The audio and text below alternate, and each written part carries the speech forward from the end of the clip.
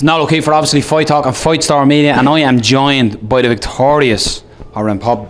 Big performance, short notice again, coming in Bellator. Were you surprised? The first round, the guillotine was held onto you for a long time. Were you ever in danger in that guillotine? No, I won't be. You know, that's not, like, I'm a very honest fighter. If I'm in danger in a fight, I'll say, "Book, that was tight," or, you know, it was something like that. All the weight was on the back of my neck, and the defence is put the arm over the opposite shoulder, which I was doing. It kind of slipped off a couple of times, but I had his neck crunched into the cage, which is the defence for it. So I was just chilling like a villain in there in the first round, and I knew he'd burn his arms out. So when I got up, I didn't think it was there was nothing on in terms of me going out, man. But when I got up, I was a little bit dizzy just because the weight was on the back of my neck. I just stood up, but Andy says, you know, settle down, a little bit dizzy. Wasn't on that. Now we've got to walk you down around. Go out and do you, and he was struggling getting up after the first round. I was like, I have this, you know.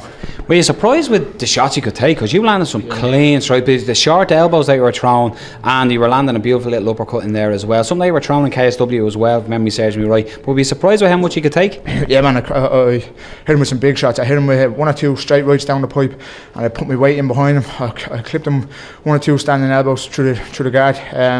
And he took some big shots, and it was a big lump. Yeah. But I think technique-wise, we were worlds apart. I think I was. I don't mean to say I'm this, he's that. I think it was evident when you see in the two fights. But he was a tough motherfucker. But to be fair, again, I don't mean to sound this like I'm one and this is against the other. I probably shouldn't have taken two fights back to back like that. I was fresh coming off the other fight. Two weight cuts is a lot, you know, in the space of 3 weeks. I don't think I'll do that again. I felt not fatigued, just the pep wasn't there. I think, you know, one or two, like the footlock I probably should have had. The guillotine I probably should have a little bit more squeezing, and saying that guy was nearly out from that guillotine that I had on him. You could hear it in him. So you know, he was a tough motherfucker. Again, Leon Roberts said he was a split second away from stopping it twice in the third from me hitting him.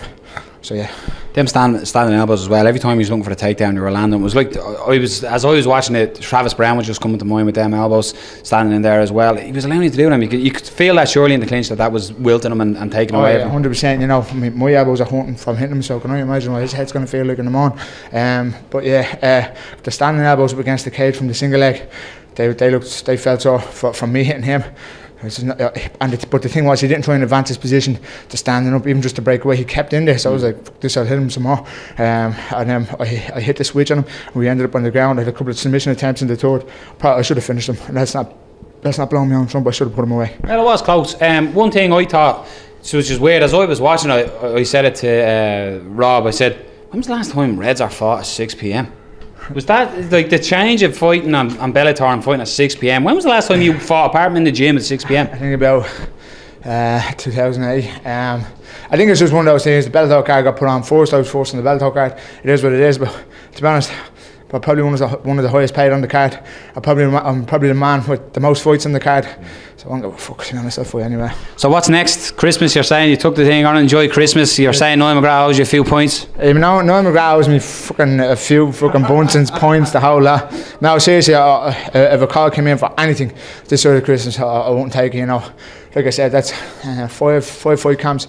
No, sorry, 6 fight camps, if you include the Daniel White one, which I never materialised, but I did 3/4 of the camp. 6 fight camps in 16 months. That's taxing on the body, you know. I'm taking Christmas off. You'll see me again in March. Well, enjoy the Christmas. Congratulations, a big win again today in the Shrey Arena, and thanks for taking time to talk to us. Yeah, just one more thing. I'd like to thank you know, I do every interview, but if I don't, it's just being selfish, you know.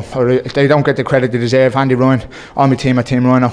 Patrick Wickstead, he goes unheard of. Like everyone knows who he is. He's my right hand man. He sits in the saunas with me, gives me extra spars, gives me my hardest time in the gym. But without any of those guys, you don't see me on the night. So I just want to thank them very much. All my sponsors, you know, Canavape, Fight Star, Absolute, Spiral, Life Spiral, who else? Strength Performance Institute, Kevin Hendricks. Can't thank him enough. The reason I'm so fit in there is down to that man, you know. Go check him out. And Prairie Reconstruction, Fight Star, and I said them. Thanks very much, guys. Cheers, man. Well done. Great stuff.